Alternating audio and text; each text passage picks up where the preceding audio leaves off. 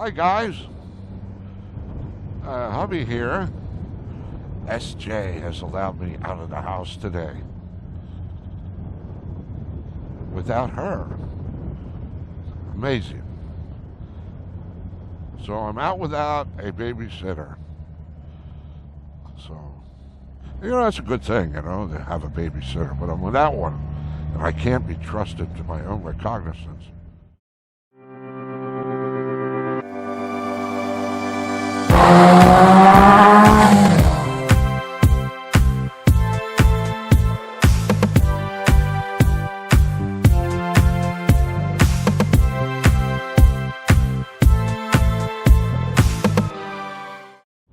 Because I'm on the H2SX, maybe I'll, talk about this thing a little bit, as if I haven't beat it to death already. Bought it new in, 18? So it's like third year. And maybe somebody, I don't know where these things are sold around the world still. I know you can't get the SX anymore in the United States. SE models, I don't know. SE Plus, I don't know. You can get the ZH2 here still. Anyway, things that I've noticed, things that I like, more or less, I don't know. Things that I don't like, things I think Kawasaki could have done differently. All right, let me just go this way with it. See, because Kawasaki sold this as a sport tour with a lean towards sport. I think that's what they sold them all as. The SE, the SE Plus, this one. And then let's just say the Concours needs a redo. It's a little dated now, the Concours. It's a good bike, but it's a little dated. So, all right. With that in mind, why not? Uh-oh. No, I'm not doing this. Boy, I picked the wrong time to come over here. Boy, did I ever. Holy cow, man. Anyway, just say that instead of Kawasaki, when they remake the Concours, normally aspirated, just say,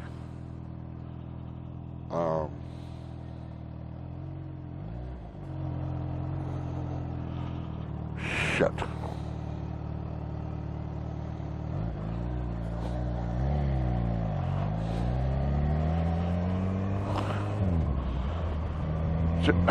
Man, looks like I came the wrong way for this motovlog.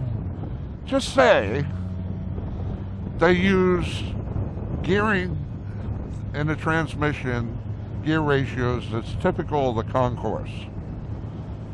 And just say, instead of the 1400cc normally aspirated, they put a 1000 or a 1400 supercharged. Now, they already got this engine, right? So just say they were to do a 1000cc supercharged in the Concours, complete with shaft drive, Concours gear ratios, and all that. How would that fly? I'm just saying. Then they could, call it whatever they want to call it. Stick with the Concours name, because it is due for a remake with a lot of the electronic niceties and goodies and all. Just say they did that, because this is slated as a high-speed or a sport tour with a slant towards sport. Well, yeah, it is, but you look at how many they sold, and when you get this thing out on the road, I mean, it's nice, it's got great manners, it's got weight, it's got all that neat stuff, right? All that neat stuff it's got. So, but the RPM out on the highway is kind of high. Some may not matter, but it doesn't need to be that high. You got a supercharged engine. It'll pull stumps at a much lower RPM than this thing will run to going down the road 70, 80 miles an hour. It can pull 1,000 RPM or more off of, and still have very reasonably good performance. But just, I think of it that way. And what I'm saying is, using that example, I know what Kawasaki was trying to do. I know the original H2's there. You don't want the aggressive riding position. You want to be able to take a passenger. I get all that. The problem is, over here, they didn't sell well because they have such a hard time fitting into a sport tour with more lean towards sport. But and I don't have much to say, but if I had something to say to Kawasaki about what they should do with the concourse, make it a blend of the two bikes, stick with the shaft drive, and put the supercharged engine in something that would be, with the proper gearing, and something a little more than, what this is. Go the whole route.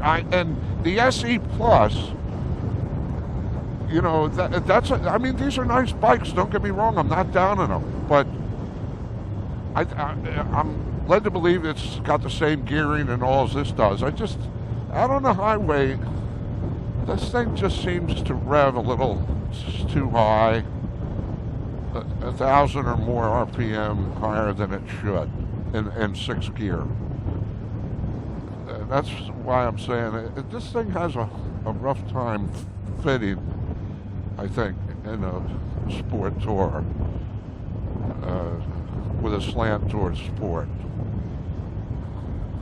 Traditionally a tour bike, you got low RPM, you got a lot of grunt, you got displacement, high, displacement bikes, so you get a lot of torque, but they're normally aspirated. So, from the torque that you're looking for in an inline 4-cylinder, whatever, might not be there in a lot of cases. Not like it could be with a supercharged engine.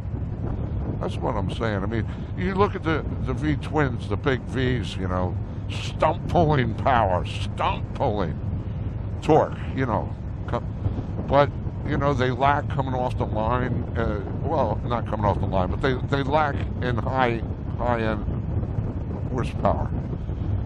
So they'll come off a line real well and all, and then when you think something's happening, it's starting to happen, it's already done. It's through with you. But yet,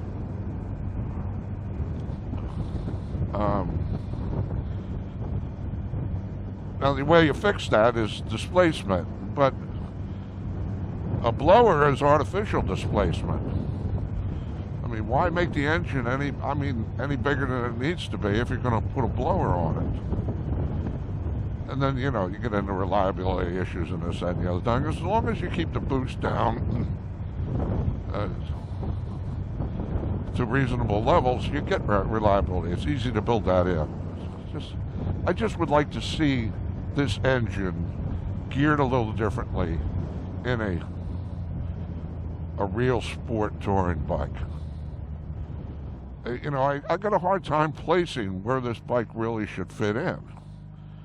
I mean, it's a, you know, because it's just a supercharged sport bike is what it is, with a little aggressive riding position. I wouldn't call it a sport tour, at least not the SX model without the bags.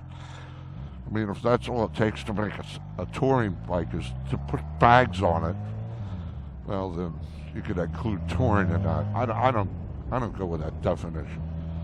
This is my thoughts after these years of owning this bike and riding it. I don't quite know where it fits in. I'm told where it fits in, but no. I mean, right now, if I wanted to buy a touring bike, after my experience with this, I wouldn't buy one of these. You know? I would buy an actual touring bike.